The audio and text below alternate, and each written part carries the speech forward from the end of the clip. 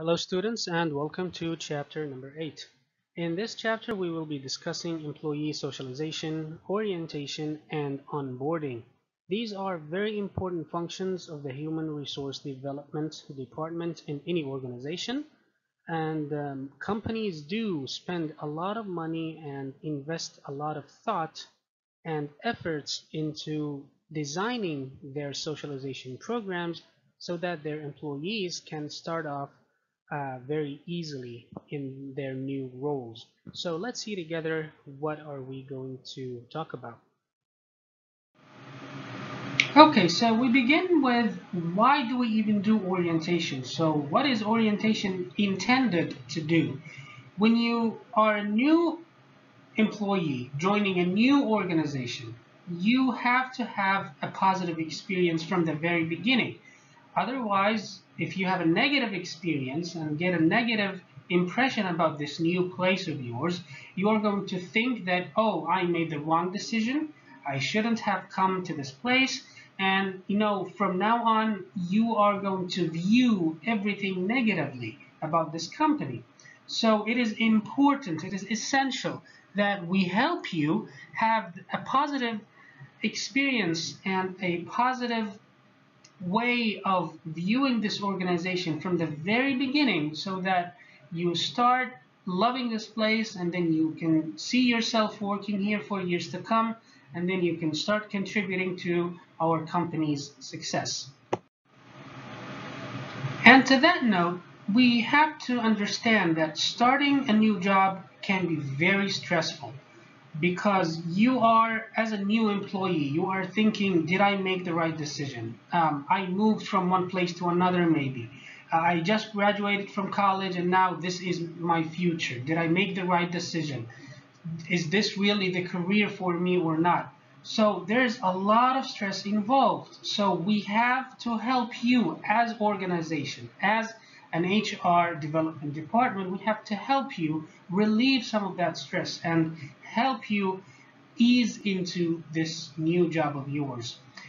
And when you are surrounded by people that you don't know, you remember like your first day of school or the first day you came to college. Everything was, very novel to you. You don't know these people. You don't know these teachers. You don't know your classmates. The same thing applies when you go to a new organization as an employee. You have no friends. You probably know no one. And then you don't know, like, how are you going to deal with these people? أمزح معاهم ولا ما أمزح معاهم؟ يحبون الرسمية ولا يحبون بالعكس الجو الغير الرسمي؟ So there's a lot of questions on your mind, and this is going to bring out a lot of stress. So this is why we do orientation and socialization. And then you have to understand a lot of things about this new place. So you must start, forming relationships with those colleagues of yours. These are the people that you are going to be seeing at least 8 hours per day. You are probably going to see them more than you see your family. So you have to have a good relationship with them. And then you have to learn how do they behave, how do they act. You have to understand a lot of things about this organization, like the rules and the regulations, the procedures, what is considered acceptable, what is considered not acceptable. So كأنك راح تنضم إلى شلة جديدة. لما تنضم إلى الشلة الجديدة هذه لابد أن أنت تفهم العلاقات وديناميكية العلاقات اللي بين الناس، ايش اللي يعتبر مقبول وايش اللي يعتبر غير مقبول، اسلوب التواصل مع الناس الى اخره. So a lot of things are involved, and this is why socialization is very important. And then you can expect surprises, definitely, because you have no clear understanding of what is the emotional toll that is involved in starting a new job and starting a new career or moving to a new place, and even having more responsibilities. So it is emotionally taxing. You feel a lot of stress. You do not have familiar faces and familiar people that you can go to talk. And of course, this is going to be very stressful and emotionally taxing. And then you have to understand that, you know, there's a new work schedule. So how are you going to, like, basically organize all of your time and schedule around this new job of yours. انت كنت طالب في الكلية، كان عندك يمكن نوع من المرونة، الآن خلاص في جدول معين لازم تحضر للدوام في وقت معين وما تقدر تطلع قبل وقت معين. So you have to rearrange all of your schedules in order to fit this new job. So of course this is going to be stressful. لازم تعدل جدول نومك، لازم تعدل الموعد اللي تروح فيه الجيم، لازم تعدل الموعد اللي انت تزور فيه اهلك، كل هذا لازم يتغير to fit this new timetable. And then finally you have to also unlearn. This is an interesting term. You have to unlearn the things that help you be successful in a previous setting. Meaning انت لما كنت طالب في الكلية كان في اسلوب معين تتبعه مع الدكاترة، هذا الاسلوب كان يجيب لك درجات افضل، كان يخليك ناجح. هذا الاسلوب ما يمشي مع رؤسائك في وظيفتك الجديدة، فلازم تتخلص من العادات القديمة هذه اللي انت في اعتقادك ان هي كانت يعني ناجحة وتؤدي الى نتائج ايجابية. Now you have to get rid of them. You have to unlearn them. You basically have to make sure that you do not do these anymore. And this is not an easy thing to do because you got so used to doing them. Maybe it just now they are just automatic and they just happen without you realizing. So you have to be aware that these things do not work anymore, and you have to learn these new things that make you successful. So just to kind of reiterate here, what socialization is how you adjust to a new place, how you adjust to a new organization. It is not an easy thing to do. It is a complex process that takes sometimes up to months. احنا ما نتكلم فقط على البرنامج التعريفي اللي هو كم ساعة في البداية زي اللي أخذتوه برنامج الأورينتيشن مثلا في الكلية أو غيره. We are talking about how you adjust to a new place. All of those things that we just discussed in the previous slide. You know, getting to know your colleagues and understanding the procedures and the regulations and even the social norms of this new place, and what is expected of you on this new job, and how can you become a true member of this place, and how can you be accepted by your colleagues, by your teammates, by your peers. So this is how complex and how multidimensional organizational socialization is. So to that note, we have to understand that there's a lot at stake, meaning that if we do not do socialization in a good way, what could happen? Now, what is going to be affected if we do not do socialization well? Okay, what is going to happen is that many aspects of performance are going to be impacted negatively. So we talk about satisfaction, performance, and even commitment. All of those things are going to be influenced by how well we develop our socialization programs. Because when employees get the wrong impression or get a negative experience from the very beginning about these new places of theirs, they are not going to view this organization positively, and maybe they are going to make the decision that, well, this is not the place for me. And why is that a big problem for us? We just invested a lot of money to bring them into our organization. We interviewed them, we paid to get them here, we paid some agencies to do background checks, to do medical exam checks, and a lot of other things. So we train them, we're going to pay them money to come here, and then after all of this, we don't do socialization in a good way, and then we lose all of those efforts, we lose all of that money and costs that we invested to bring them in the first place. فمن الخطأ الشائع جدا إنه أنت تصرف مبالغ وجهد وتخطيط كبير جدا عشان توظف الناس وتختارهم وبعدين في البداية تجربتهم في الشركة تعطيهم انطباع خاطئ أو انطباع غير جيد. فأنت كذا قاعد يعني تقوض الجهود اللي أنت بذلتها. تقوض بمعنى أنه أنت قاعد تهدم الجهود اللي أنت بذلتها في الاختيار وفي التدريب وفي التوظيف، وآخرتها من خلال عدم تخطيطك الجيد لبرنامج Socialization خربت كل الأمور هذه. you have to be very careful and very aware of the fact that socialization is not a one-day thing. This is a complex process that needs a lot of thought and a lot of planning. So we said that things like performance and commitment and satisfaction are going to be impacted. Of course, the group aspect is a huge one in this case, because it's called socialization. Socializing meaning interacting with others.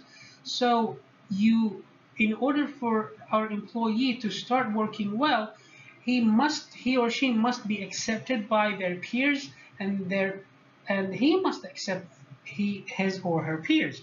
So we have to have that acceptance of other people, so that we work with them in a productive manner. So we mentioned startup costs. We pay a lot of money and we invest a lot in selecting and recruiting people, but then we undermine all of this by poorly designing a socialization program. And then the likelihood that employees will even remain with the company. Oftentimes, people resign within the first 6 months of joining a new place. Why? They didn't see a good fit. And why did that happen? The organization maybe did not do a good job in terms of socialization and onboarding. So this is how important this is. You don't want to do all of that and then end up with people resigning within the first 3 or 6 months. And then it does cost a lot of money to replace someone. It's not only about interviewing new people and sourcing, resumes and CVs. It's about who is going now to do the job until we find a replacement. You're going to have to, pay some employees overtime. You're going to have to convince them to take on extra responsibilities and duties. So this is how important these are the things that you must pay attention to if you poorly design your socialization program. So as we will see later on, this is just a preview of what is to come. So how can we design our socialization programs? We have two common approaches, very popular ones that are used by organizations. One is called the Realistic Job Preview, abbreviated as RJP, and then we have Employee Orientation. So we have orientation, we have socialization, and then we have onboarding, and now we have realistic job previews. Lots of terms that you need to be aware of. So two common approaches of doing socialization are these two, RJPs and orientation programs. As always, we must have a formal definition of the term at hand. So organizational socialization is how an individual acquires the social knowledge and skills that are important for them to assume an organizational role. So basically, we have two dimensions here. So social knowledge and skills, from the word socialization. It's about socializing. It's about how you become a team member of this new place, how you become accepted by these new people. So acquiring this social knowledge and skills in order for you to become a member of this new organization, in order for you to assume responsibilities in this new place and become and play your role in the way that is expected of you. So how an outsider transforms into an insider. So you come to a new place, you are still someone that these new people do not know. They still have questions about you. You have questions about them. So how can we remove all of these obstacles so that all of you become team members and accepting of each other and how can you work, with each other very well. So to elaborate deeply on that, we just mentioned the term organizational roles. So what you are expected to do, what roles are you going to play, what sort of responsibilities are given to you, and how are you going to behave. So these are some of the things that we will discuss here: group norms and also expectations. You have probably seen those in other courses like organizational behavior and design and human resources management. So we are just going to take you through those so that you have a better understanding of the term socialization. So when we talk about employee socialization, we have to understand that we are expecting people to play certain roles because of the responsibilities that they have, and we are also expecting them to behave in a certain way within groups, and we have expectations of them in terms of performance and relationships and other things. All right, so we begin with organizational roles, which have three dimensions: inclusionary, functional, and hierarchical. So when we talk about organizational roles, remember that we are talking about responsibilities. We are talking about what you are expected to do, like what kind of actions are you supposed to perform. So when we discuss the first dimension, the inclusionary role, this is about socialization. Now, this is the social part of it. So you are either characterized as an outsider, or when you are you on a probationary status or on a permanent status, meaning, so when at the beginning you will be an outsider. تجي المكان جديد انت شخص دخيل على هذا المكان، فالناس ما هي مرة متقبلة لك. So you are considered an outsider, and then you become on a probationary status. زي فترة التجربة. دائما فترة التجربة غالبا تكون 3 شهور، فهنا عشان كده اسمها فترة تجربة. They are going to see, do you really fit well with this group of people or not? If not, then they're going to make the decision that you are going to be out. And then permanent status. Are you someone who is going to be with us? Do we see you having a future in this organization or not? So the social dimension is part of this inclusionary role, and you have to play that role, and you have to make sure that you perform well as a team member so that you are accepted by your peers. And then you are also expected to play a functional role, which is all about your task. So what were you hired to do? Are you a salesperson? Are you an engineer? Are you a plant operator? So this is your task. These are your functional responsibilities, functional roles. انت متوقع منك انه انت تشتغل في المبيعات، الهندسة، الموارد البشرية إلى آخره. So you are going to play that role of a human resource specialist, or of a sales person, or a plant engineer. Okay, so your functional specialized responsibilities. And then finally, the hierarchical responsibilities, which is all about rank. Meaning, do you have supervisory responsibilities or not? Are you a manager? Are you a team leader?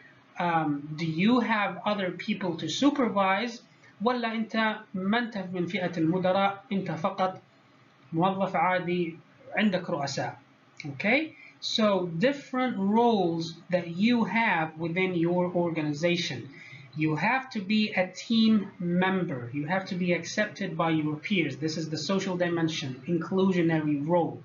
And then there are certain functional, specialized tasks and responsibilities and duties that you must perform as an employee of this organization. بسبب المسمى الوظيفي اللي عندك. Human resource specialist, sales engineer. These are your functions within the company, your functional role. And then whether or not you have managerial responsibilities or supervisory role, Okay, do you have other people to supervise؟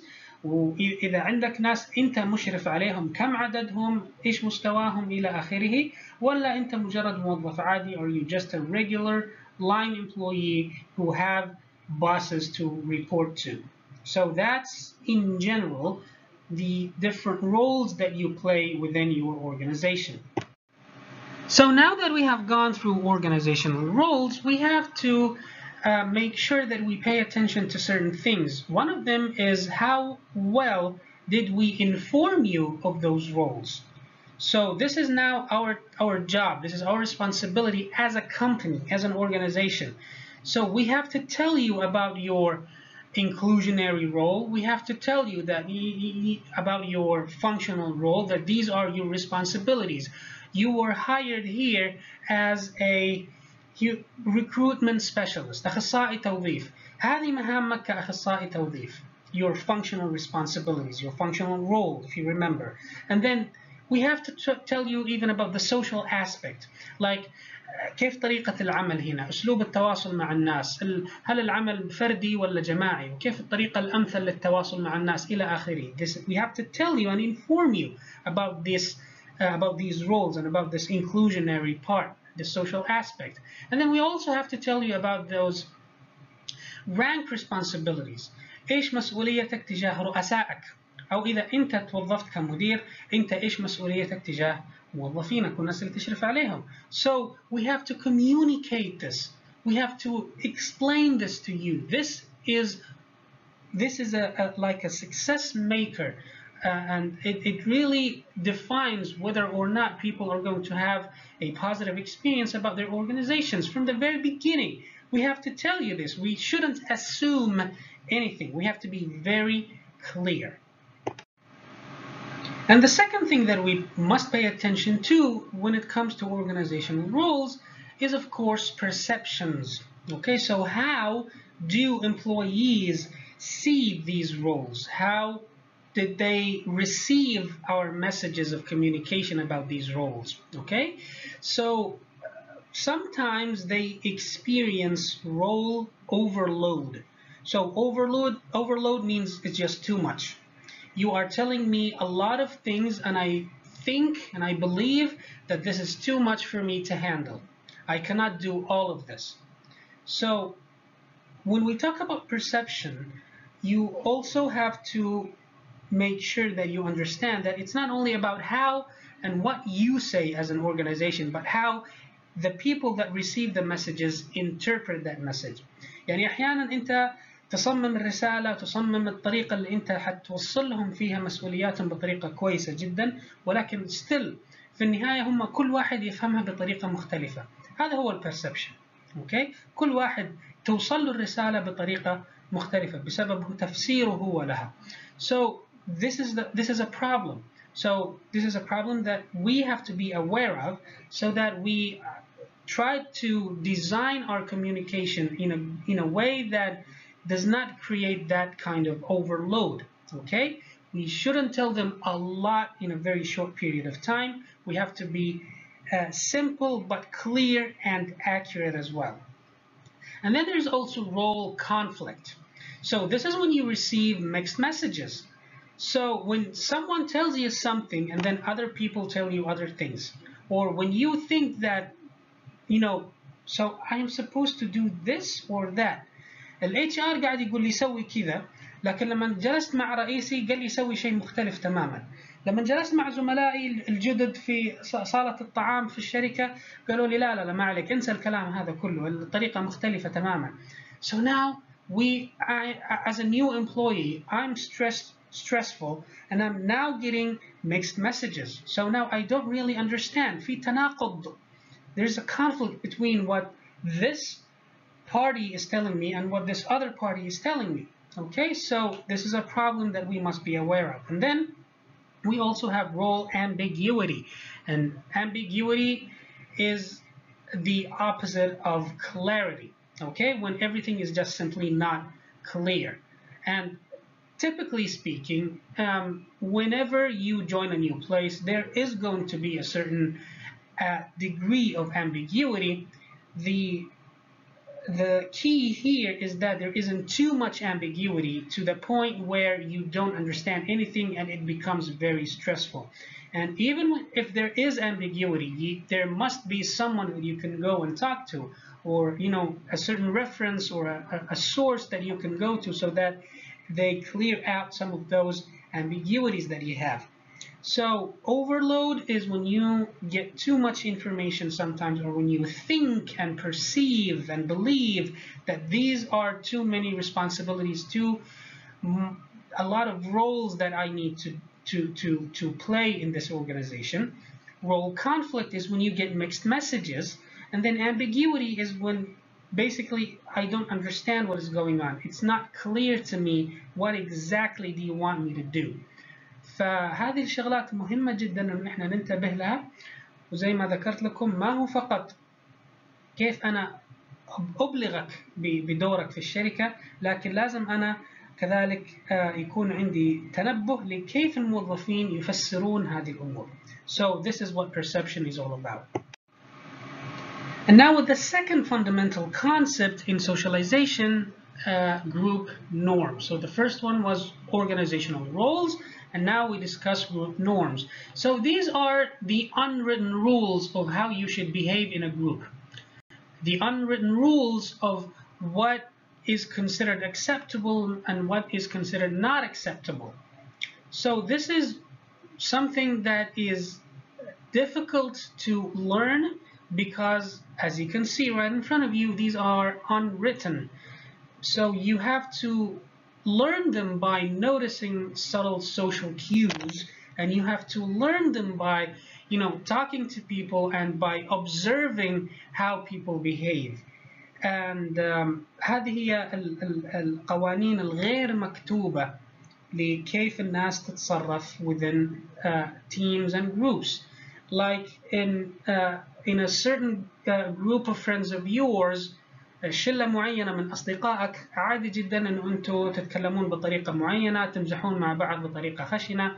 في جروب ثاني من أصدقائك لا، مش متقبل أنه أنت مثلا تكلم صديقك بأسلوب معين أو تمزح معاه بطريقة معينة. So these are the things that we talk about here.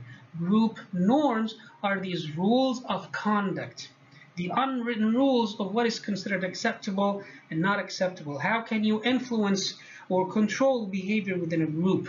Okay, so it is important that you understand these when you join a new company, and it is important for us as an organization to try our best to explain these to you.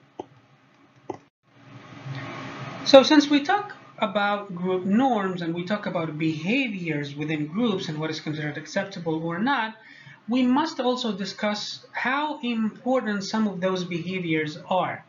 So we have to, when you gain a deeper understanding of some of the behaviors that you notice, you begin to understand what is considered important to this group or not, and how can you fit faster and better within this group.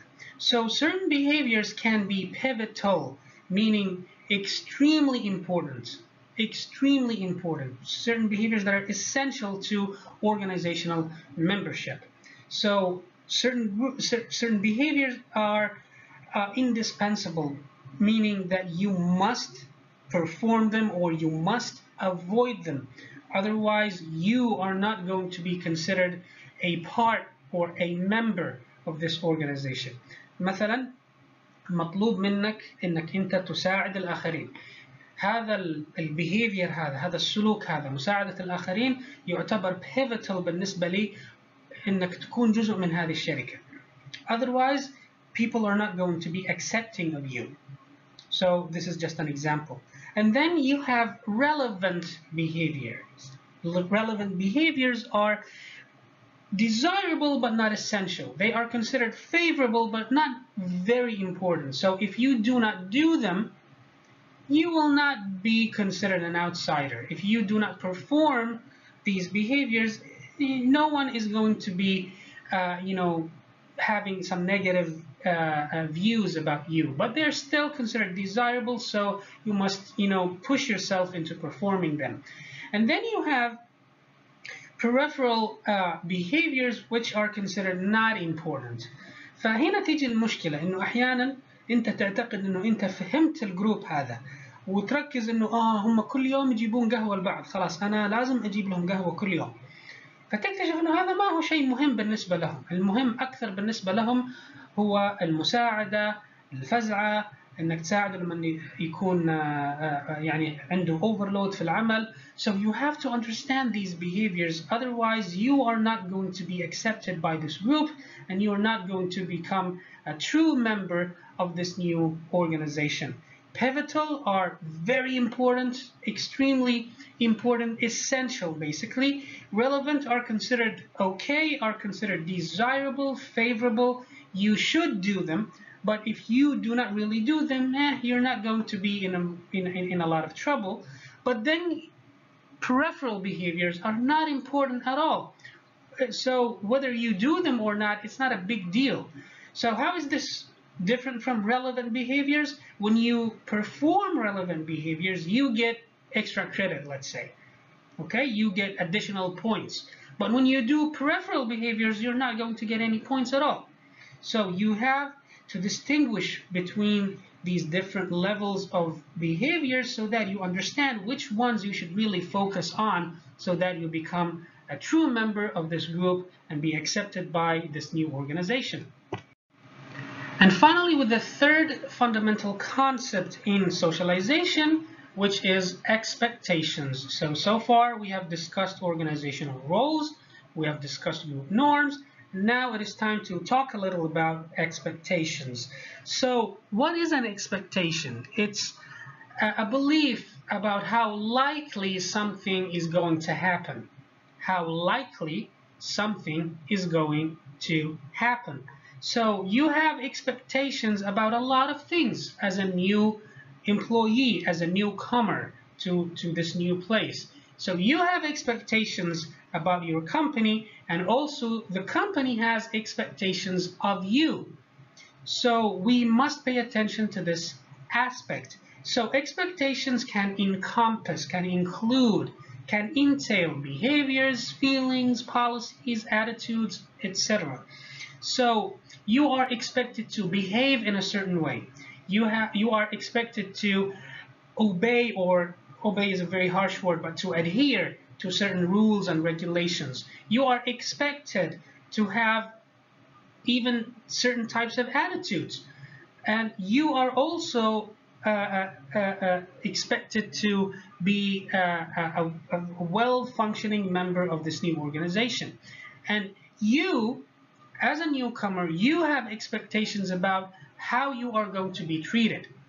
How are people going to respect you in this new place? Are they going to be not only accepting of you, but how well you are going to be treated?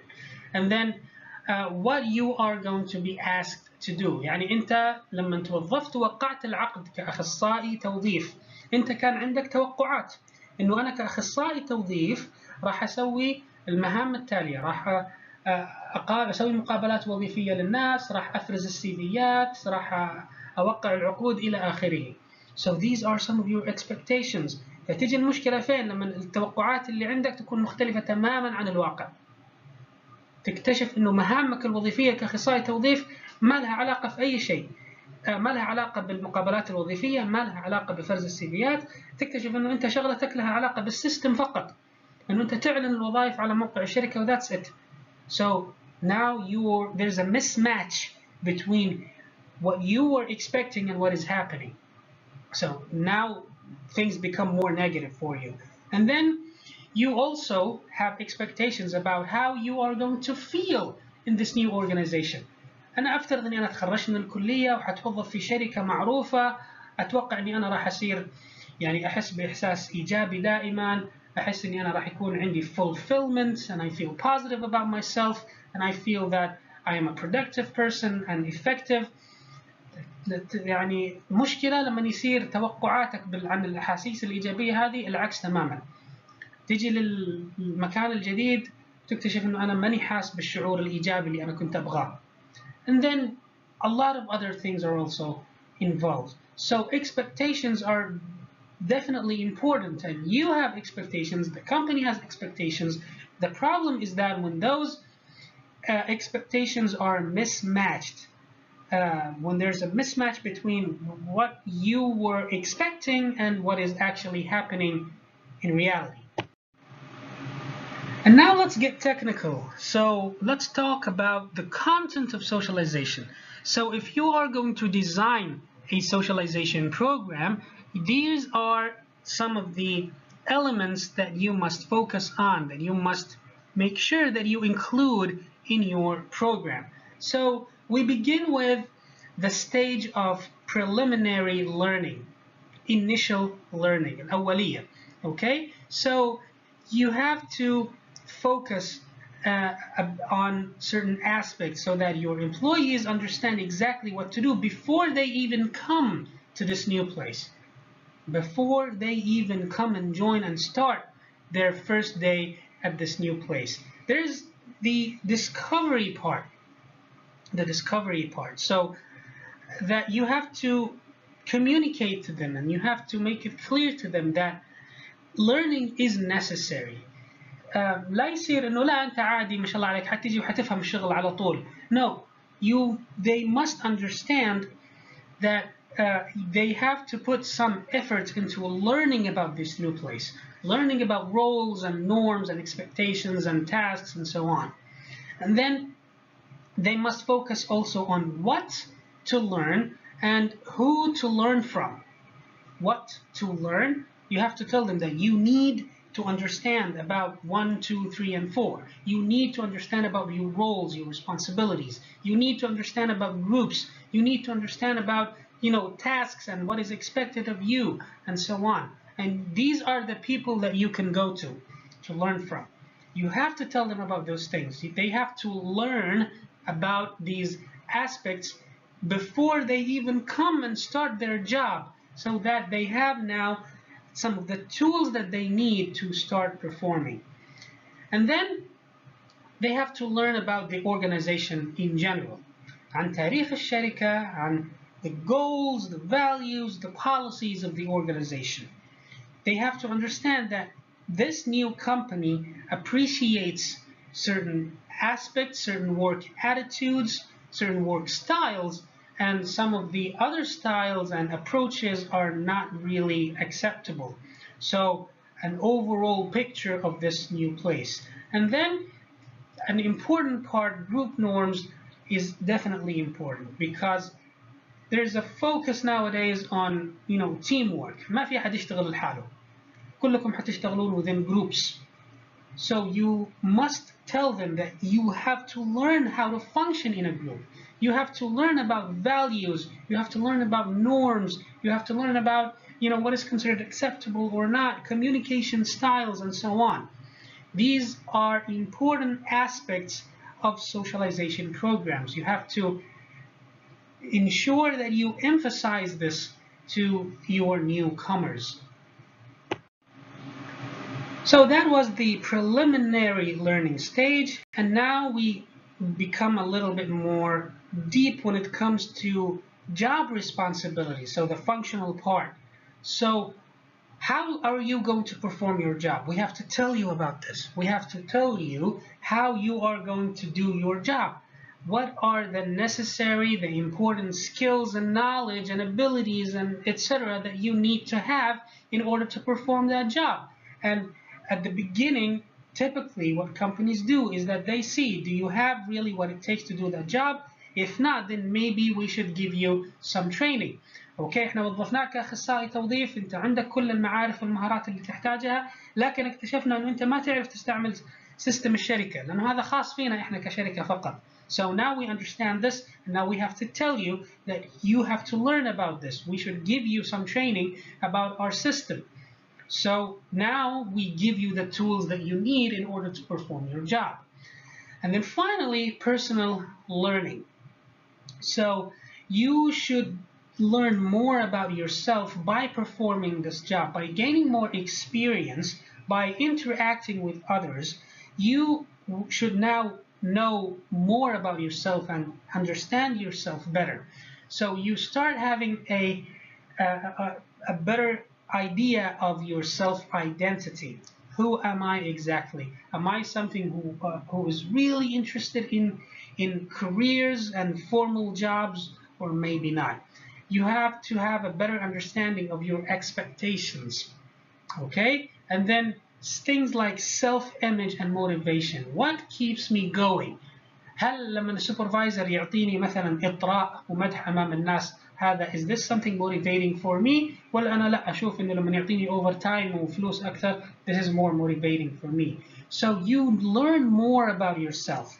So this is how elaborate these socialization programs should be. We have to tell you such things in order for you to have a really comprehensive and positive experience about this new place. So we have to tell you that you should now discover yourself.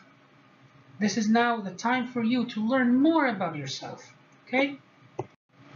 So now when can we say about a socialization program that it was successful? We can call a socialization program successful if newcomers develop greater knowledge of the company and work groups, if they have formed a better understanding of the organization, of its values, of its communication styles, of its work approaches, and so on. And if they develop the right attitudes and mindsets that make them fit well within their work group, so that now they have adopted these new work styles and now they are following these new approaches of how things are done. Now they become true members of these work groups and of the organization as a whole. And then when they develop the behaviors that lead them to personal and organizational effectiveness.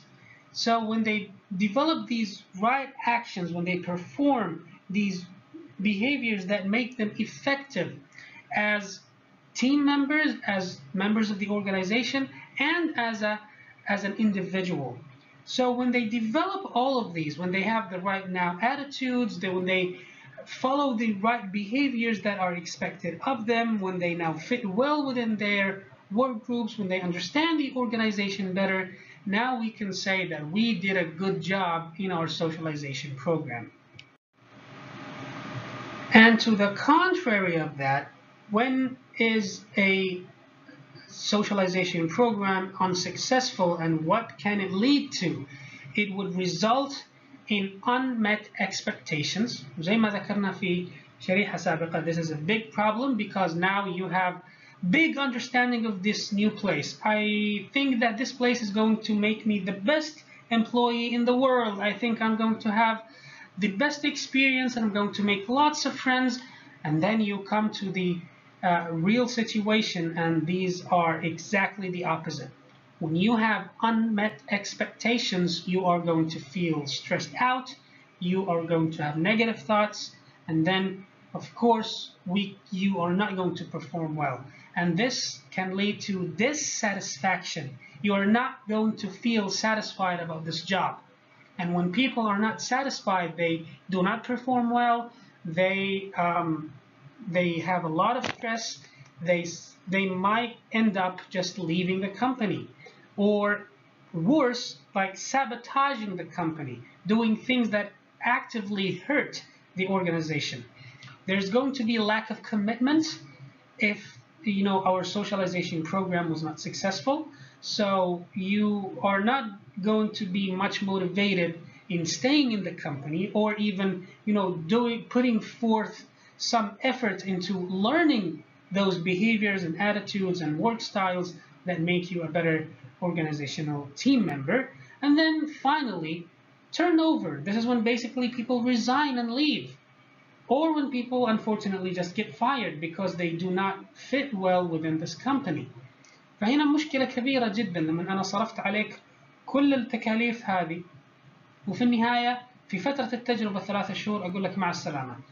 ليش؟ والله أنت ما حصلناك إنه أنت تلائم ستايل الشركة. طب كما كان من البداية. Maybe هذه كانت غلطة الشركة. You didn't really tell me what I was supposed to do. You didn't give me the tools. You didn't really explain this to me before I signed my contract and joined your company. So this is how expensive unsuccessful socialization can be. So you have to be aware of these things and make sure that you design socialization programs that achieve their purpose.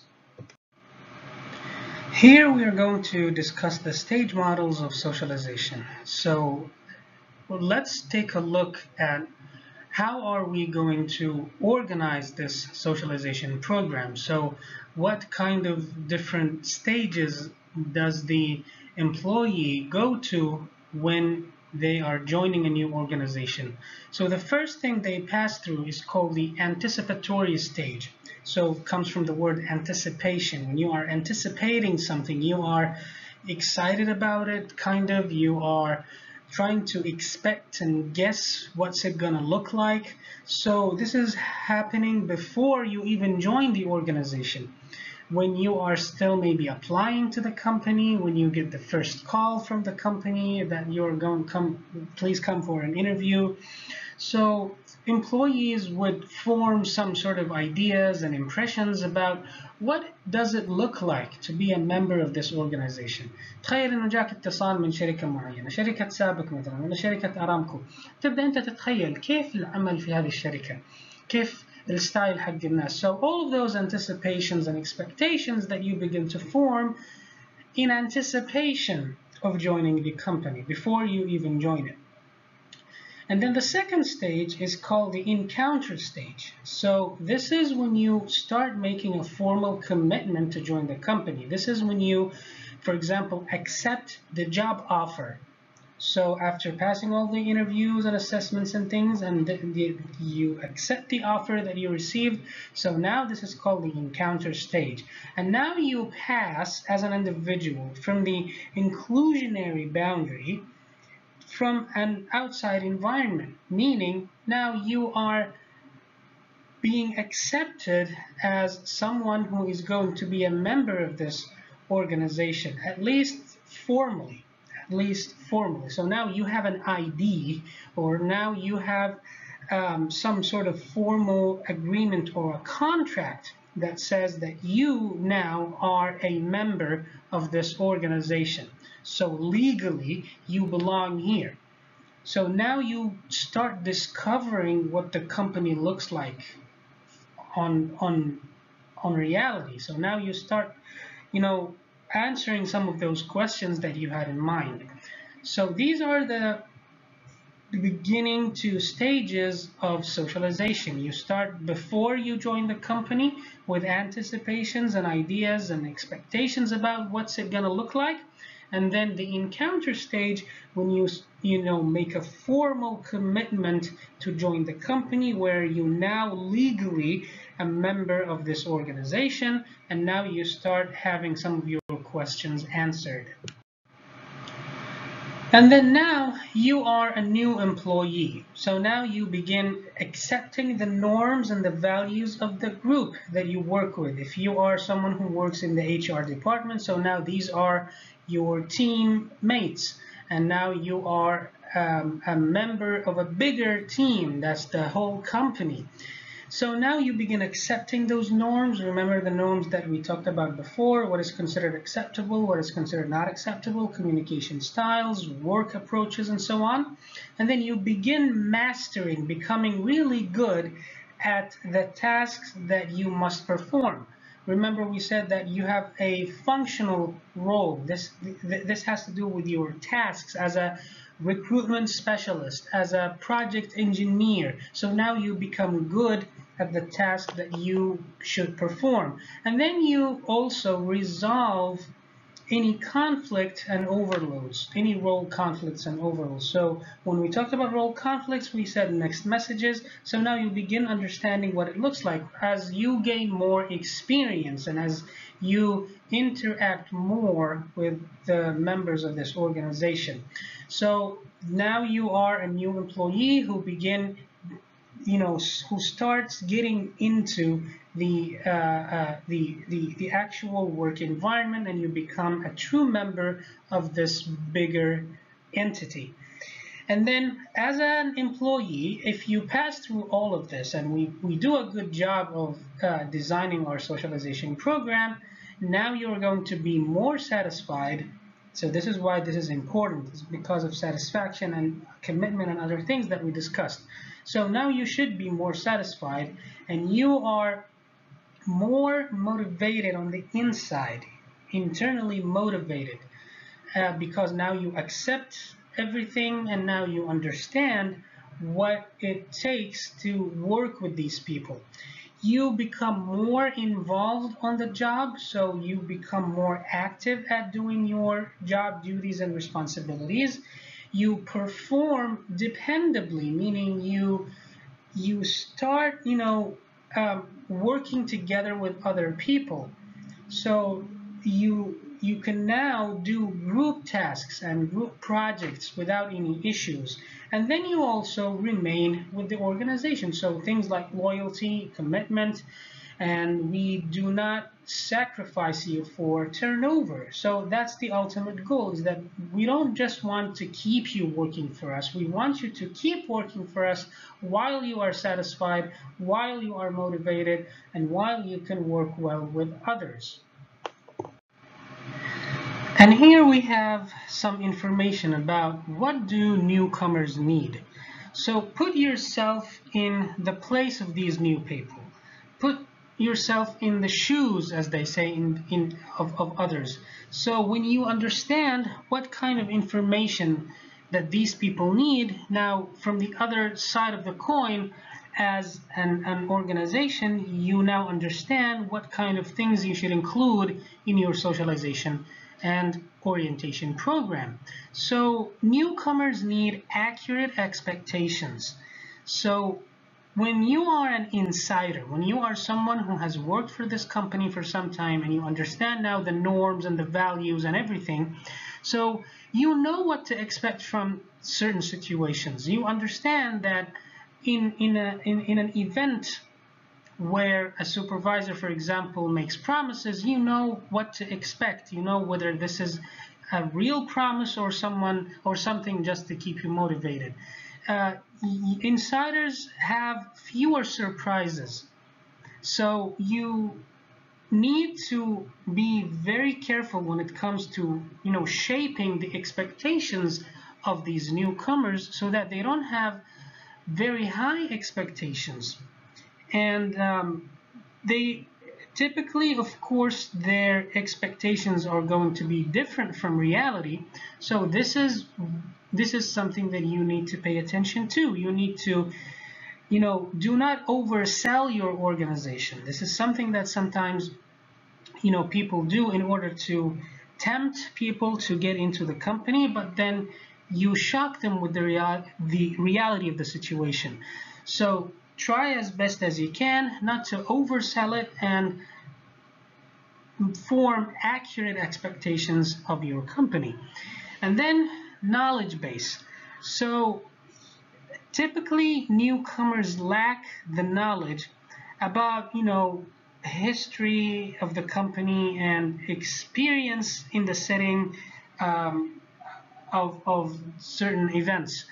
What we mean by that is that when you are a new person coming to a new environment, you don't know exactly what it takes to be successful at certain situations and how to behave in certain situations. And when a supervisor, or when the company general manager, for example, says something or does something, what you need to expect and how you should behave, this is something that is lacking because you are a newcomer.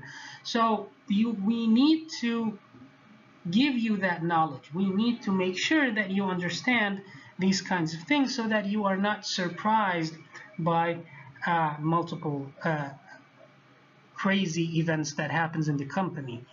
And then you also need relationships with other insiders.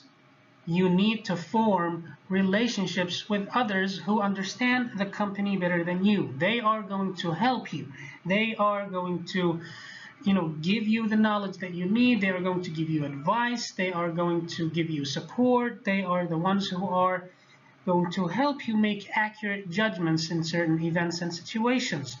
So accurate expectations, try as best as possible not to oversell your organization, but also not undersell it. So be accurate.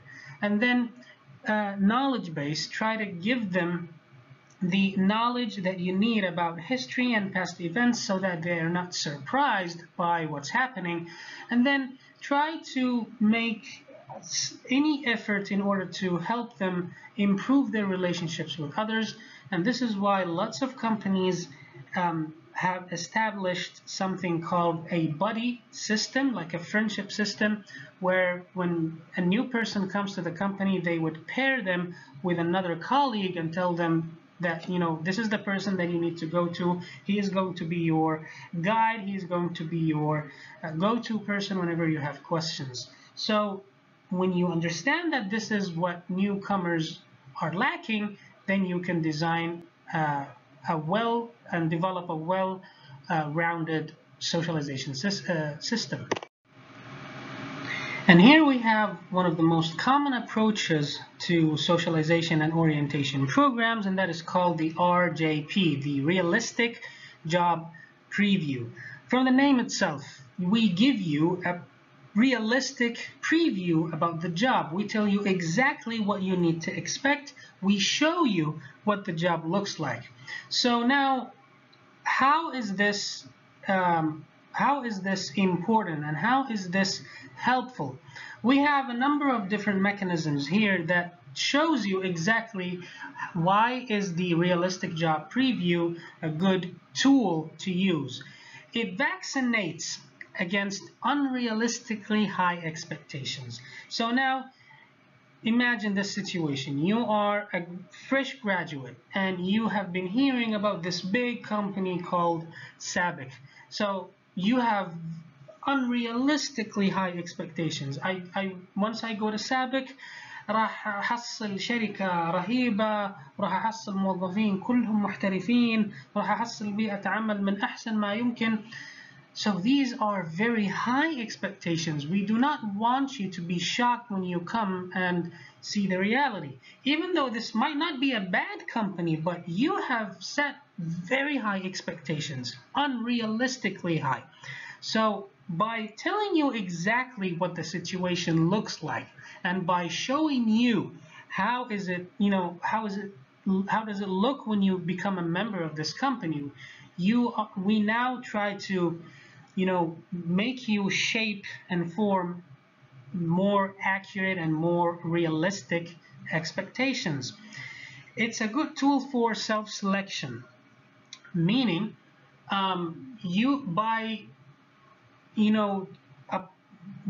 employing this tool, by employing the realistic job preview tool, we can help you say and decide for yourself that maybe this is not the place for me. So we, instead of hiring you and spending lots of time and money trying to make you fit well with this company, and then you will leave us within 3 or 6 months, from the very beginning you can say this is not my place. Okay, so self-selection, when you decide for yourself and select that, no, this is not the place for me. Okay, do the job and the organization match my individual needs? And then it's a good tool for coping effect, meaning it helps you develop the strategies that you need to adjust and perform effectively. This means that when you have an accurate picture about what it looks like to be a member of this organization, what it looks like to be a recruitment specialist at company X.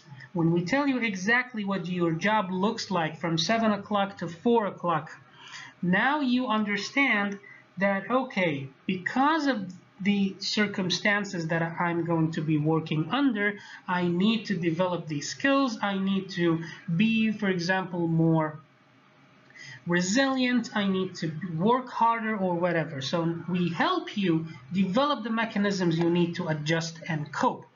And finally, personal commitment.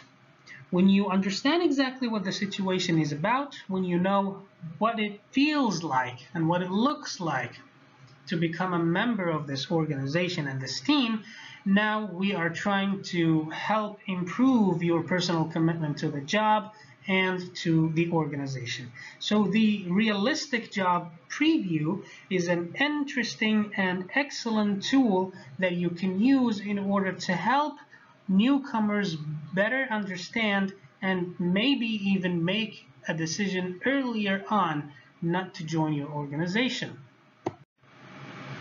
Now, be that as it may, do we always use realistic job previews? Of course not. This is not something that you can apply to each and every job.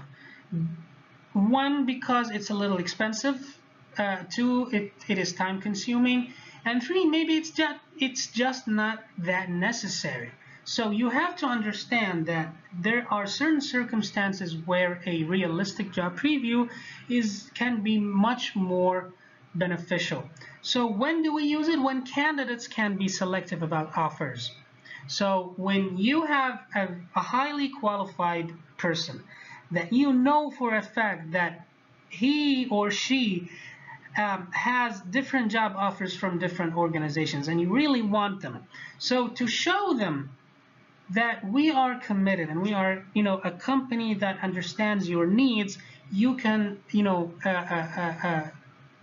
employ this tool, the realistic job preview. Not only that, but as we mentioned, instead of spending all that time and effort and money to convince them to come work for you and then they leave you within 3 to 6 months, now you show them that this is what it looks like, this is what it's going to feel like being a member of our organization. Do you still want to be an employee here or not? So that's one example or one situation. Another is when the selection ratio is low. So what does that mean? You announce a vacancy or a job opening. You only have one slot, one option, one vacancy, but 5,000 people apply. So, but from that 5,000 people, only 5 of them, imagine, only 5 of them actually suit the requirements and the conditions of the job. So this is now a good time to apply this realistic job preview. So when you have more applicants than vacancies, and then when the number of actually qualified people is very low. Okay, so now this is a good time to employ this realistic job preview so that you can really get a good sense of who fits the company and who wants to be here. Another situation is that when new recruits, new employees may not have a lot of sources to find information and develop realistic expectations. So there are certain jobs where it's very difficult to get information about the company, very little resources available out there to get data and to get a better understanding of what it feels like to be a member there. In entry-level positions, for example, in complex or unique jobs, these are jobs that don't have a lot of people, and it's difficult to find information on the internet or to find people to speak to about this. So in such situations, when you know that it's difficult for people to get information about us or about what the job looks like here, now you should try to administer this realistic job preview tool. And then finally, when replacement costs are high, when you know for a fact that if someone leaves this particular position, it's going to be very difficult to get someone else instead. Maybe because this job requires very high qualifications or high number of experience years or very unique set of skills and abilities. So when you know that it's going to take you a lot of time finding a replacement, so now you should administer and employ this tool, because you want the people to understand what the job looks like and remain working for you and at this job for as long as possible. You don't want to lose them and even lose more of your investments. Okay, so now we understand when do we use the realistic job preview, but what are the contents of our preview? What should we tell our newcomers about this job? So there are certain components and contents to realistic job previews. The first thing is the descriptive or judgmental content. So the descriptive content focuses on factual information. We give you facts about the job. We tell you that these are, for example, your working hours.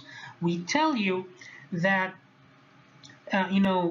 your job requires a lot of traveling, for example, that your job requires you to deal with external organizations or government agencies. So we give you the fact, we describe to you the nature of the job in terms of actual facts. Then the judgmental content communicates the incumbent's feelings. An incumbent is the job holder. An incumbent is the job holder. So we tell you what other people who occupy this job or have had this job before, what do they feel about it? And then so it's kind of it's a communication. It's a two-way communication. We tell you something and then you can tell us also something. We tell you, some facts about the job, and then we tell you also how others have described their feelings about this job, and then we solicit your response.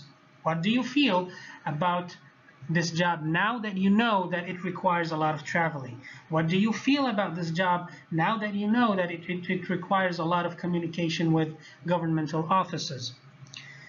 And then the second component is the extensive or intensive content.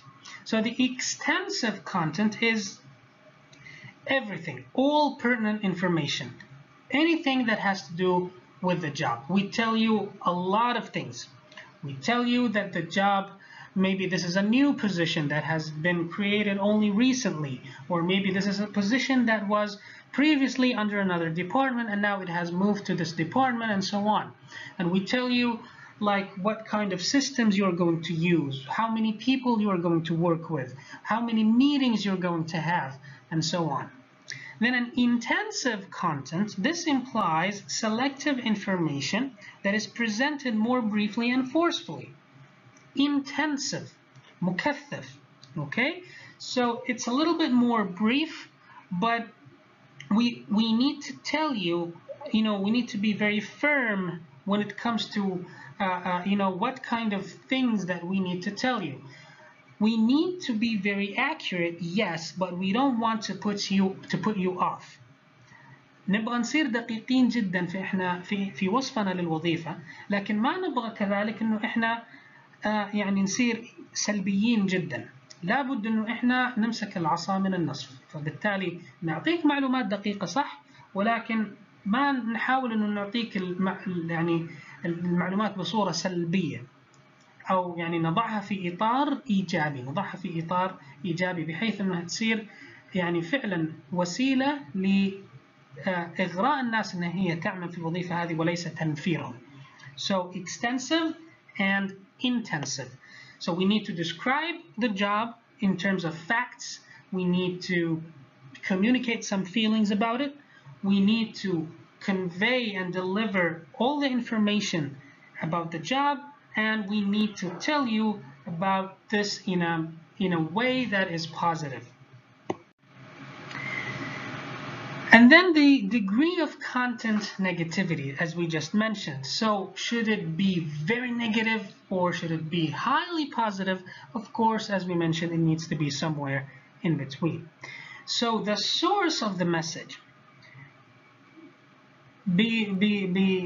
بطريقة مباشرة، من هو الشخص اللي المفروض يطلعك على هذه الوظيفة؟ كيف مين الشخص اللي يطلعك على معلومات الرياليستيك جوب بريفيو هذا. So if an audio visual medium is used, should an actor or job incumbent or another organization member deliver the message? So this is a decision that you must make in your company. مين اللي يطلع الناس على المعلومات هذه؟ هل أنا أجيب له فيديو وأجيب له فيه ممثلين، أو لا أنا أجيب له سوبرفايزر يجلس معه، أو أجيب له شخص آخر يحمل نفس المسمى الوظيفي يجلس معه. So this is a decision that you have to make, and this needs to be an informed decision.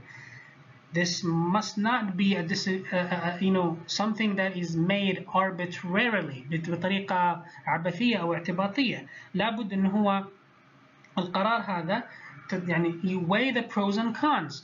إذا جلس معاه السوبرفايزر إيش الإيجابيات والسلبيات، إذا جلس معاه موظف مثله إيش الإيجابيات والسلبيات، إذا جبت له مجرد وريته فيديو عن كذا شخص ممثل يتكلم عن الموضوع again إيش الإيجابيات والسلبيات. So a lot of questions that you must answer. So we talked about the content, we talked about why the realistic job preview is important, and now let's talk a little about the timing of this tool. When should we administer this tool? We should do it as early as possible, before even the job offer. Why? Because we want to save money, we want to save time, we want to save our efforts for something more effective. So when we administer this tool and employ it as early as possible, we save the more expensive assessments maybe for later. أحيانا في العملية التوظيف طبعا في المقابلة الوظيفية، أحيانا في اختبارات، في أشياء أخرى. بعض الاختبارات مكلفة، بعض الاختبارات أنت تكلفك يعني مبالغ معينة، يعني على كل شخص أنت تدفع للشركة اللي تسوي الاختبار هذا مبلغ. أو إذا في مثلا simulation أو الفحص الطبي مكلف. فقبل هذا الكلام كله أنا أسوي الرياليستيك job preview so that I from the very beginning this is what the company looks like. Okay or not? If not okay, then الحمد لله يعني تمكنا إنه إحنا نوفر على أنفسنا وقت وجهد ومال، فنركز على candidates آخرين. So as early as possible, in order to save the more expensive processes for later, and you can use multimedia to communicate those information before hire even. لما خلاص احنا نقرر انه من الاشخاص الالاف اللي قدموا على الوظيفه عندنا pool معين of the candidates that we are going to approach. So from the very beginning you communicate this information to them. ممكن تكون انت سويت فيديو معين زي ما تسوي كثير من الشركات، يصوروا لك المكاتب، يصوروا لك المصنع، يصوروا لك كذا يوم عمل، يتكلمون مع بعض، يسوون مقابلات مع بعض الموظفين، ايش احساسك وانت تشتغل في الشركه هذه، ايش التحديات اللي تواجهها، فانت يصير عندك صوره شموليه اكثر عن المكان. فمن بدري you decide whether or not you are going to continue your efforts towards being an employee here. So some of the positive results of realistic job previews, research has shown us that companies that use realistic job previews have had decreased turnover, less people resigning, less people quitting and leaving, and they have had increased job satisfaction.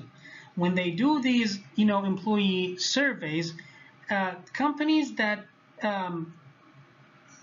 use realistic job previews, when they measured and surveyed their new employees about how satisfied are you so far, they have shown and reported higher numbers in terms of job satisfaction and also job commitment. So people remain working for you and they are satisfied and they do not leave you and quit. So when you understand that because of the message that you are conveying to your newcomers, you are try to minimize these unrealistically high expectations, reduce these inflated, these big expectations. And when you do that, when you minimize this mismatch, this discrepancy between what the employees expect and what the situation is actually like, you are going to enjoy a lot of things. Less turnover and more satisfaction and commitment. And now with the second common approach for employee socialization, and that is orientation. So we first discussed realistic job previews, and now we're going to talk a little about orientation. All of you have passed through orientation when you first joined the college, correct? So in that orientation program, you were introduced to the system, you were introduced into some of the rules of the regulations, you were given a tour of the building maybe. So you have had some sort of experience when it comes to orientation. So now put yourself in the place of the organization itself. What you should tell your employees. What should you tell your employees? You should tell them about the job. You should introduce them to their supervisors, to their co-workers, to the organization in general. You have to tell them some information about this new place that they are excited about, that they are a little even worried about. So it focuses, the orientation program focuses on the encounter stage. Remember we said that we had a preliminary stage and then an encounter stage. So the encounter part is where we focus on relationships, where we focus on actually, coming together, coming into contact with the company and coming together with your colleagues, with your new colleagues and supervisors. So this is part of the information that you should introduce in an orientation program. So why do we do orientation? Just like why we do realistic job previews or why we do even socialization in the first place? We have a lot of benefits for designing a good orientation program. It reduces the newcomers' stress and anxiety. So when you have more information, your stress levels become lower. So you have lots of questions on your mind about the company. When you pass through an orientation program, I'm not going to say all of your questions are answered, but at least a lot of them are. And then you get to, get a feeling of what it looks like to be part of this company. The way, you are given a tour, the way you are, getting attention, the way your concerns are being addressed, all of these, subtle cues, little signals, they give you some sort of idea about this new company that you are joining. And of course, they reduce startup costs. So when we say startup cost, we talk about like how long it takes you to start becoming professional, to start becoming, proficient and competent at what you do in this organization. Some people take a lot of time, and this is a cost because we are, we have invested already some time and money on you, and we are, paying you. So we want you to become, productive and proficient as fast as possible. And they also reduce turnover. Turnover means, people leaving the company. When there's a good orientation program, an informative one, it keeps people from making the decision to leave the company. And also, it reduces the time it takes for the newcomer to reach proficiency, as we just mentioned. So instead of, joining a company and taking you 2 months to start understanding the job and start, forming relationships with your colleagues, when you have a good orientation program, we reduce that time to weeks or maybe even days. So we enjoy a lot of benefits when we have a good orientation programs, and these should be the objectives of an orientation program. When you have these objectives in mind, now you have a good layout and an understanding of what you should include in your program. And it also helps you when it comes to learning about the company, learning about its values, about its culture, about, expectations. We talked a lot about expectations before. We said that we have to help you form realistic expectations. So having a good orientation program, an informative one that is accurate, one that is helpful, will help you understand the organization in general. And then it should help you also acquiring the appropriate role behaviors. We talked about organizational roles. We talked about group norms. So a good orientation program should be aimed at helping you understand these roles, what kind of relationships you're going to form, what is considered acceptable or not, what are the communication and work styles, and what are your what are your duties and responsibilities. And finally, it should help you, as we mentioned before, it should motivate you to adopt the right attitudes and mindsets. So when you have the right positive attitude that we need you to have, you are going to become more accepting of this change and less resistant of unlearning those things that you have acquired throughout your previous job or throughout your college experience. So a good orientation program is going to be very helpful and very valuable, not only to you as a new employee, but also to us as an organization.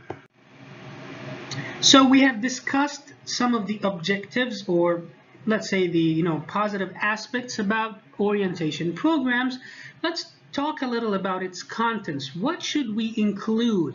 So now that we know that we should achieve those objectives, those goals, now we have some sort of understanding of what we should include. So we must include something about the company, an overview about the company. So some of the key policies and procedures, the mission, the vision statements, the goals, the strategy.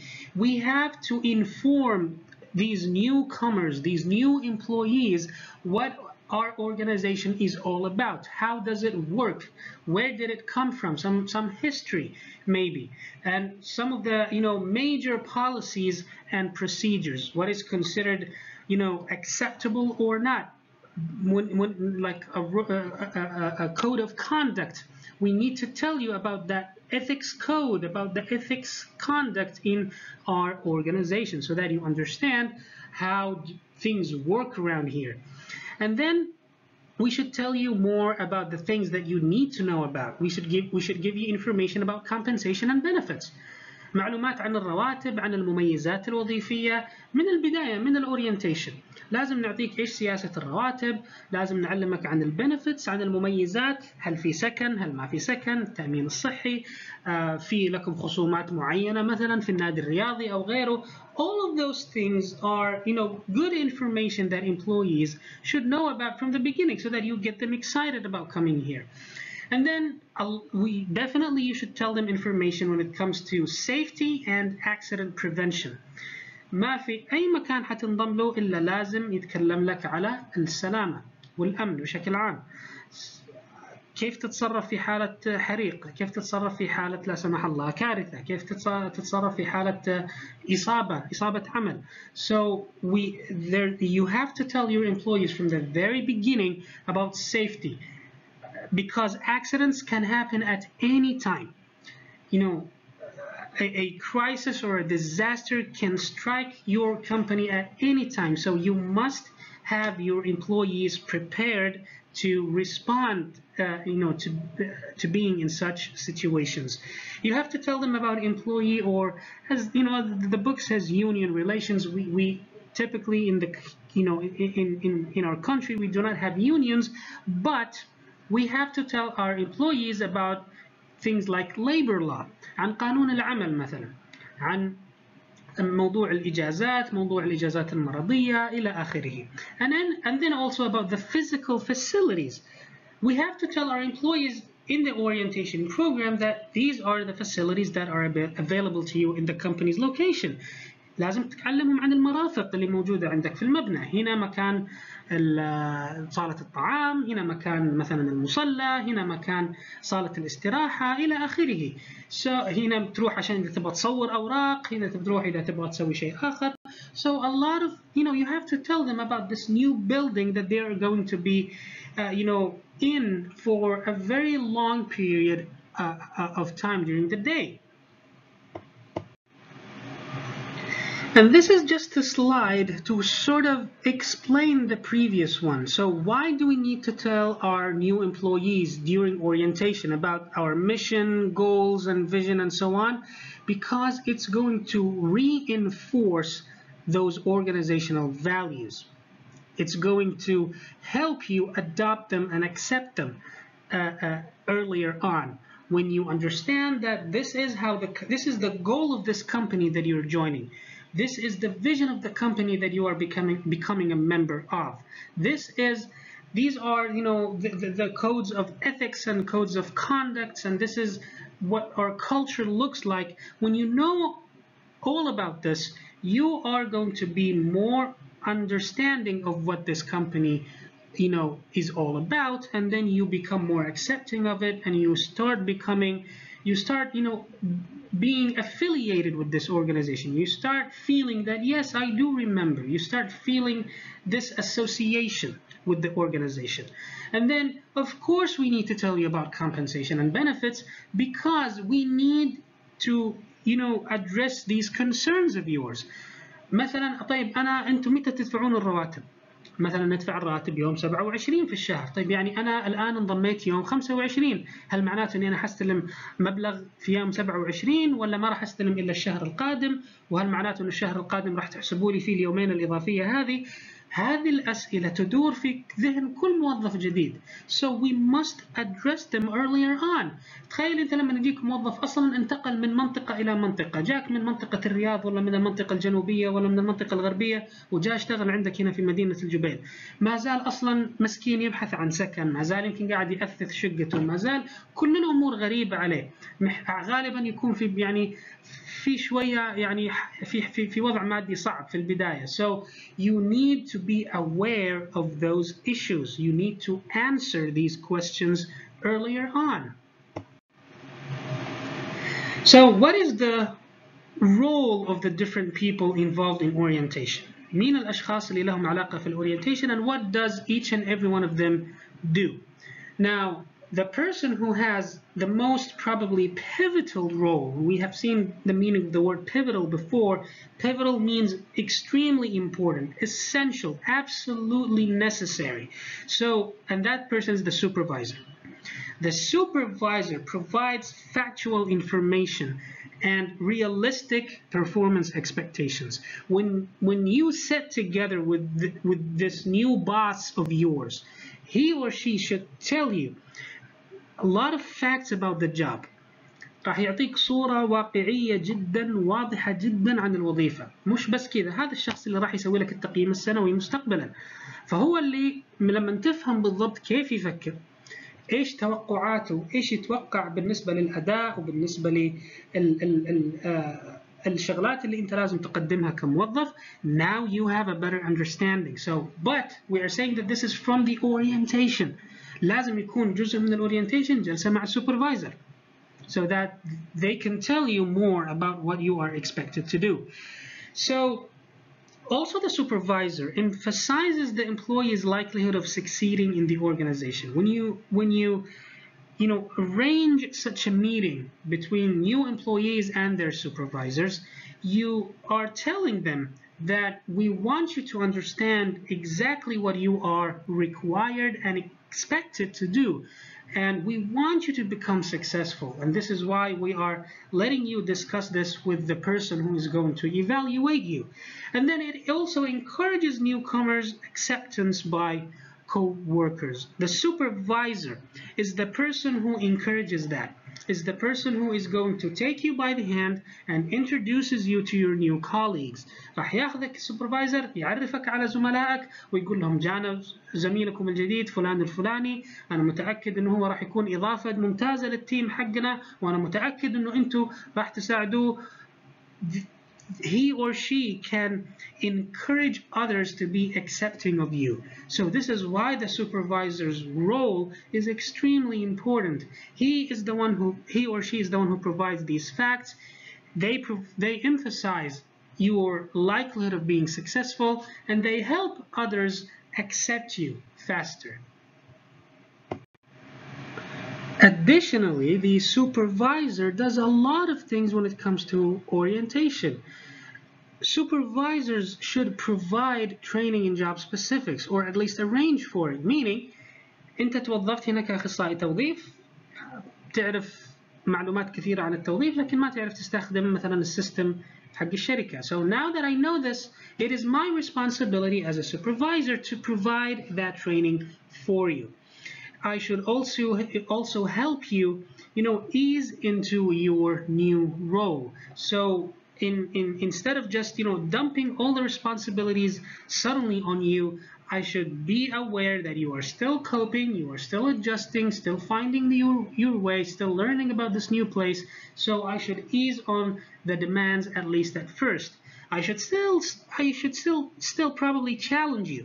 I need to provide you with challenging initial assignments, but challenging enough so that you feel the sweetness of success, but not so challenging that you fail at them and then you form a negative perception about the company. Definitely the supervisor should, provide you with timely and constructive performance evaluations from the beginning. من البداية لازم السوبرفايزر يعطيك فيدباك على أدائك، كان كويس غير كويس، ويكون بناء. Constructive, meaning I shouldn't only just point the negative parts about your performance, but how you can improve. There must be, and because the supervisor is an advisor, he should advise you on how you can improve. The supervisor is the one who should also diagnose problems and find about these problems and resolve them. And finally, when I put yourself in the shoes of the supervisor. So you have 5 different people working under your supervision, and now a newcomer comes in. So now you have a team of 6. So this means now that you have to redesign some of the work distribution. كان عندك 5 أشخاص، جاك الآن شخص سادس جديد يتوظف عندك، لازم تعيد توزيع المهام. So, and you have to be very careful about, assigning different tasks and projects, because you need to be aware of people's strengths, weaknesses, attitudes, and so on. So these are a lot of responsibilities on the supervisor's shoulders that they must pay attention to and that they must put careful thought into. And now moving on to a different group of people who have responsibilities in orientation, and those are co-workers. So your teammates, your colleagues, the people with whom you're going to be working. So what do? They provide you with support, information, and also training. So why do we say training? Because you are always going to ask them questions. When you go for your co-op later on, you are going to be asking your colleagues a lot of questions, not always your supervisor, because the supervisor sometimes is busy, sometimes you don't want to appear to the supervisor that you don't understand certain things, so you go for your colleagues and teammates to ask them, to teach you something about the system, to teach you something about how to do certain things.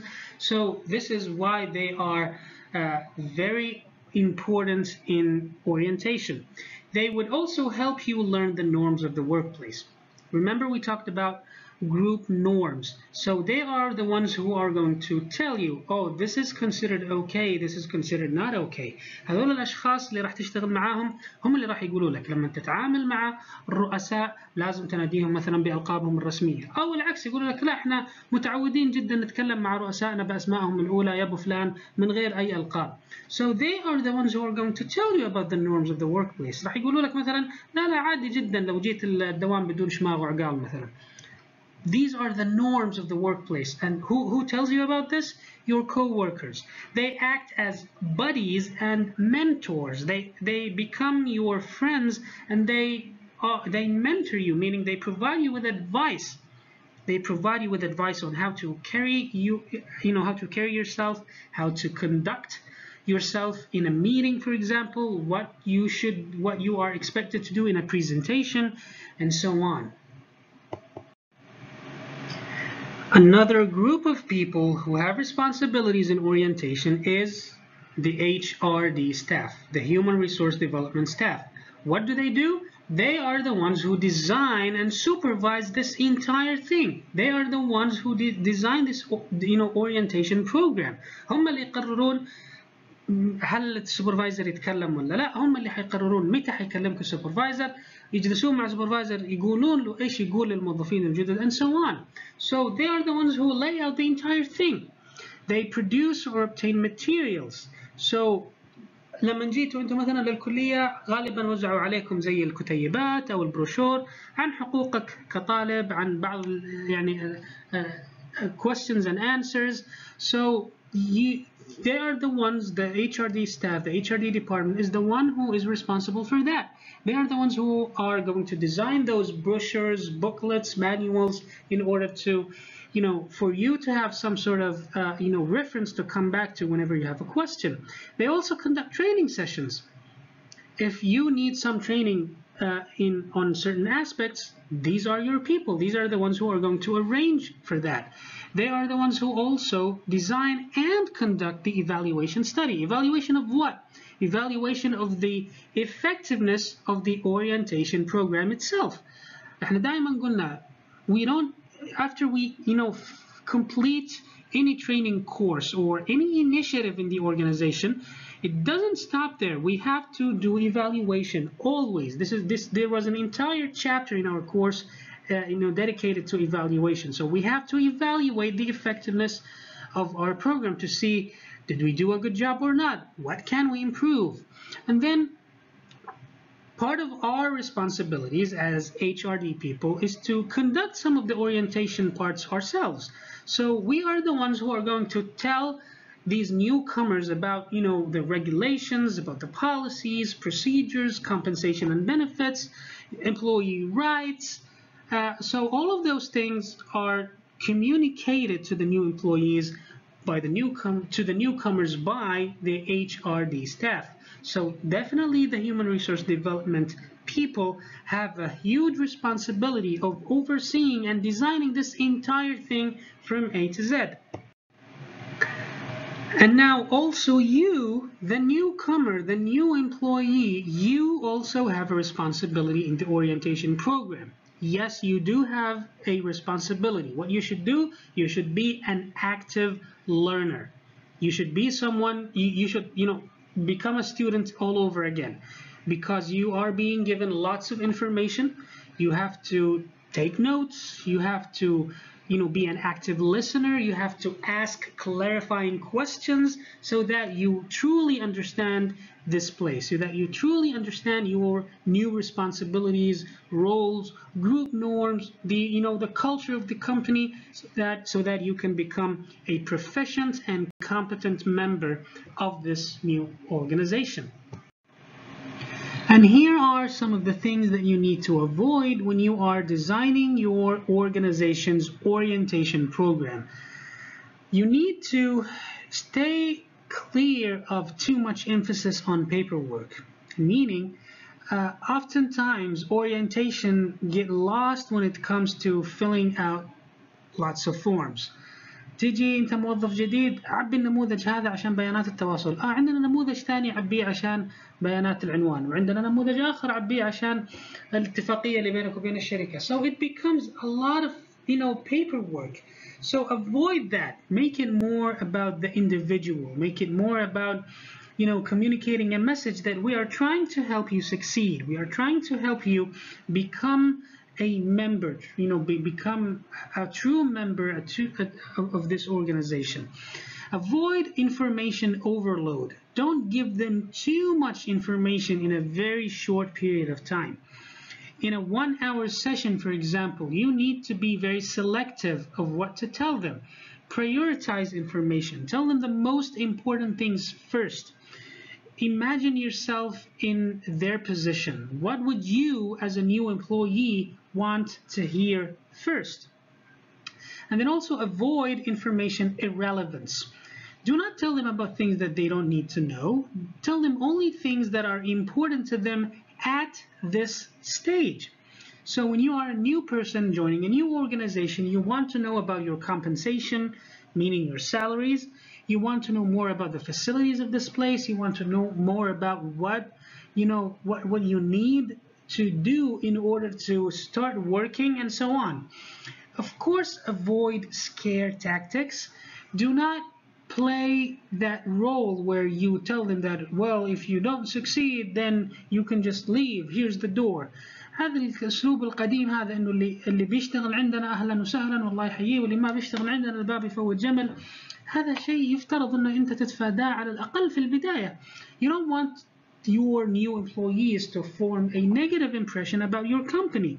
And then avoid also exaggerating. Avoid exaggerating. Don't oversell it. Don't be overly positive about what you say about the company, because this way, number one, it's going to sound fake, and number two, you could encourage them to form very highly unrealistic expectations. So try to be moderate. Yes, you need to tell them positive things about the company, but do not oversell it. Another problem is when you focus a lot on formal one-way communication, meaning you just sit them down, sit your newcomers down, and just lecture them, just tell them information. It should be a two-way communication. It should be an approach where, yes, you need to tell them a lot of things, but you should also allow them to ask questions, to raise their concerns, to voice out some of the issues that they might have on mind. And also avoid what is called the one-shot mentality, meaning do not tell yourself that we need to finish with orientation today, and we need to do it one time so that tomorrow you can start working. In a lot of companies, the socialization and orientation program, they last for a week sometimes, because as we have seen before, what was the definition of socialization? It is how you adjust to a new place. مش معقول انه انت خلاص في خلال يوم واحد ولا من خلال برنامج تعريفي مدته ساعة ولا ساعتين خلاص انت تعرف كل شيء الان عن الشركة، يلا استلم مكتبك وابدأ اشتغل. لا, it's a process. It's a long, complex process as we have seen, as we have discussed. So avoid that one-shot mentality.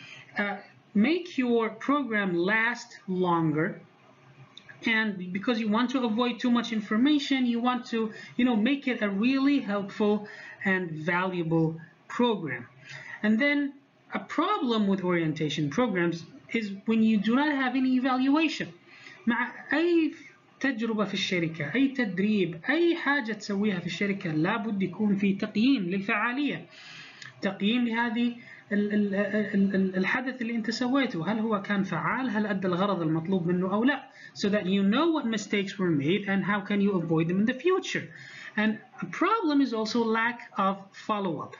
You need to follow up with these new employees who attended the orientation program to see whether or not you were successful in achieving the objectives of the orientation program. So a comprehensive design of orientation program should include a lot of elements when it comes to how you should go about it, who should speak, what should be said, and what can be done even after the program is over. So here are some guiding steps, guiding principles when designing and implementing orientation programs. So if you get this task in the future that you need to design an orientation program, these are some of the things that you should keep in mind. You have to first of all set your objectives. What do you want this program to achieve?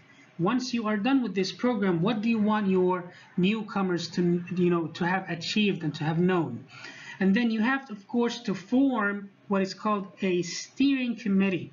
So you have to have a team of people, a committee, lajna, comprised of people who are going to lead all of those efforts, who are going to organize this big event. And then you have to research orientation as a concept.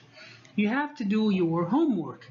What is orientation? What are some of the tactics that you should employ in your orientation program? What does it mean to me and to you, so the different perceptions. You should also interview recently hired people in your organization. So why? Because now you can tell them, what did you like about our orientation program? What didn't you like? What you think we should include in our orientation program? What would you have liked to have heard during the orientation program, and so on. Then you have to survey the orientation practices of top companies. You have to do again some research about best practices in the country, best practices in the industry. شوف الشركات الجيدة الكبيرة اللي في نفس الصناعة اللي انت فيها مثلا ايش يسوون في الاورينتيشن بروجرام حقهم. Okay, you get a feeling of what successful companies do and whether or not this is something that you can also apply in your company. You should definitely survey existing company orientation programs and materials. You should go, and examine your current organization, your current socialization and orientation programs and the materials, all the booklets, all the brochures and manuals. Go back to them, examine them, and see, are they good? Are they well designed? Are they up to date? So that is this something that you can use in your upcoming program or not? And then you have to select the content and delivery methods.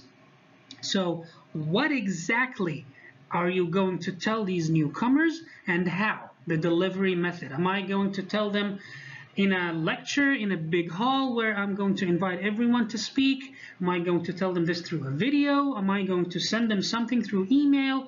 So all of those things must be well thought of. Then you have to pilot and revise materials, meaning you have to test them. You have to test those materials سواء كانت بروشورز، أشياء مكتوبة، إيميلات، فيديوهات، مقاطع إلى آخره. All of those things must be tested so that you know if there are any improvements that need to be done. And then you produce and package print and audiovisual materials, now where you actually put together all of those booklets and brochures of yours. And then train supervisors and install the system.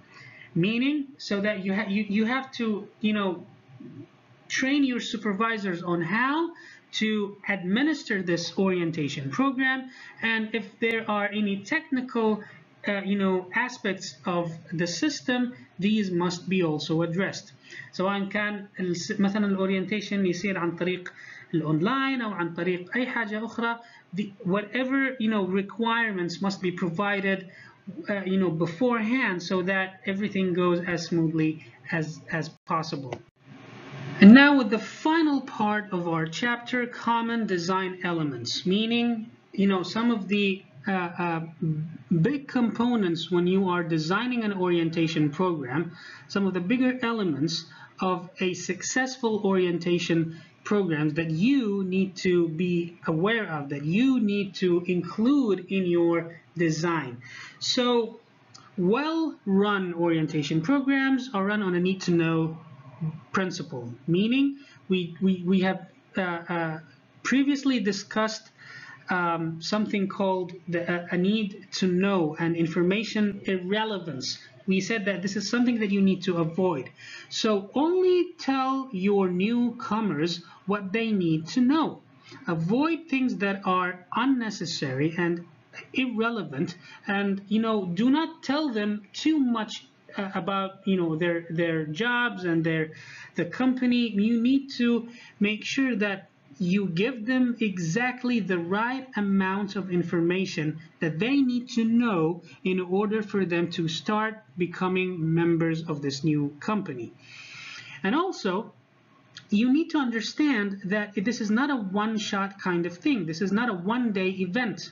Orientation, socialization programs are not just a one-day event. They run through a period of days or sometimes even weeks. So this is a process, and a process is not done in only a couple of hours. And then the content of the orientation program should present a healthy balance between technical and social aspects of the job. So we shouldn't just focus on your function on your functional role. أنت توظفت هنا كأخصائي تدريب وتطوير. مو بس نركز على إيش مهامك كأخصائي تدريب وتطوير، لازم نعطيك معلومات شوية عن الحياة الاجتماعية داخل الشركة، عن الزملاء، عن الفعاليات اللي تسويها الشركة إلى آخره. وكذلك في نفس الوقت we shouldn't just focus on the social aspect and then forget all about the technical part or the functional part. So there should be a balance, a positive balance between your actual job duties and responsibilities, your tasks, and the social aspect of the job. And orientation programs should allow a two-way interaction as we just mentioned. لا يكون الأورينتيشن بروجرام زي محاضرة تقليدية جدا، واقف السوبرفايزر أو واقف موظف الاتش ار في قاعة وجالس يتكلم ويلقي الكلام ويدش الكلام دش كذا على الموظفين الجدد هذول مساكين and that's it. يخلص يلا تفضلوا على مكاتبكم. It should be a two-way interaction where you can interact with managers, with your supervisors, with your employees, with the HR people. This allows conversations to stir up and questions to be answered. And also the orientation and the socialization program should depend heavily on establishment of relationships. This is the whole the whole point of this socialization program. هو اسمه socialization. So it should be about there should be a focus on how you become a member of this company, how you integrate with this new group of people, how you become a true member of this group and team. So we should be we should give you the right tools and the right information, and we should be very helpful for you to start forming those relationships, to start developing that trust. And then the first day has a major impact on you employees. This is definitely something that you have to understand. دائما يقولون الانطباعات الأولية مهمة جدا. First impressions are extremely important, so you definitely have to pay special attention to the first day. أنت سويت orientation program مدته أسبوع، أسبوعين، 5 أيام، regardless, the first day specifically is of special importance that you have to be aware of. And also good orientation programs should assign responsibilities to the new recruits, to the new people, meaning we have discussed before that you as a new employee, you also have a responsibility in the socialization and orientation programs. You have to be an active learner. You have to be a good student. So we should tell you this from the very beginning. We should tell you that you have a responsibility. So now you have to learn. Consider this a training course. ما هو بس فلو وناسة orientation.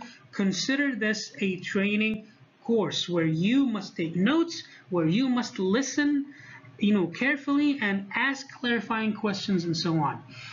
And we have discussed before how pivotal the role of a supervisor is. So a good orientation program, when you are designing it, you must pay attention to the role of the supervisor, because a supervisor can spot any problems earlier on and address them quickly so that you avoid them from escalating later on. So you should include the supervisor. You should, the supervisor should be part of the orientation and should interact with his new subordinate. Also, when you are designing your orientation program and deciding on the content and what you should include, do not just focus on the company, on the the job, on the relationships with co-workers. We mentioned before, these are new people who are probably relocating from other cities and other regions. واحد جايك تو جايك من منطقة الرياض ولا تو جايك من المنطقة الجنوبية يشتغل عندك في الجبال. في الأورينتيشن لازم تعطيه معلومات عن المدينة نفسها الجديدة هذه اللي هو جاي فيها. لازم تعطيه معلومات عن مثلا إذا تحتاج مساعدة في السكن، محتاج مساعدة إن أنت في المواصلات، محتاج مساعدة إنه تعرف من فين تتقضى، من فين تجيب أغراضك. All of those are helpful, information that these new people must know about so that they can get settled in as quickly as possible. لما يكون هو مرتاح في معيشته في البيت وخلاص بدأ يفهم المجتمع والمدينة الجديدة هذه، أكيد راح يكون يخفف الستريس عليه في الوظيفة. So you must include information about housing, assignments, and so on. Another thing is that, they must be gradually introduced to the people with whom they will work. Meaning, هو اسمه socialization, there's a social aspect. You must introduce them to their new colleagues, to their new group members, but in a gradual basis. ما هو تصدمهم كذا، هذا فلان وفلان وفلان هذول كلهم زملائك الجدد، لازم تصير صاحبهم، لازم تتعرفوا على بعض، حتشتغلوا مع بعض. Yes, this is the reality of things, but ease them into it. Do not overload them with lots of responsibilities and information. So gradually, بشكل تدريجي. Okay, and the new employees should be allowed sufficient time to get feet on the ground before increasing demands on them. زي ما قلنا صعب انه انت تطالب بأداء 100% من ثاني يوم. ما زال الشخص هذا يتأقلم still adjusting and coping على البيئة الجديدة. فصعب انه انت تطالب يعني مسؤولياته 100% من اول او ثاني يوم. You should be again also gradual when it comes to assigning them responsibilities. Once you have a good feeling that now it seems like they are ready to start working, now you can start challenging them. And then also well-run orientation programs are relaxing. Okay, so they should be, they should provide a good feeling for employees. البرنامج التأهيلي أو التعريفي هذا لابد إنه هو يكون فيه fun aspect، لابد إنه هو يكون الهدف منه إنه هو يقلل الستريس مش يزوده.